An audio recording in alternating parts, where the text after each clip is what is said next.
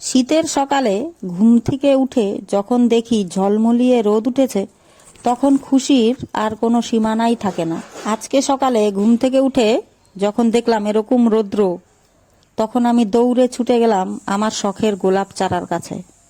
গোলাপ চারার কাছে গিয়ে দেখি যেটা রাত্রিবেলা দেখেছিলাম কুড়ি হয়ে আছে, সকালবেলায় ওই কুড়িটাই একটা ছোট্ট ফুল হয়ে ফুটে আছে।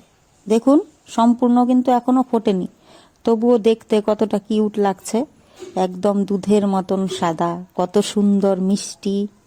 এই কুড়িটাকে আমি প্রতিদিন কতবার যে দেখি আর যে কত অপেক্ষা করি যে কবে ফুটবে কবে ফুটবে। আজকে শেষমেশ ফুটেই গেল। কতটা সুন্দর লাগছে দেখতে।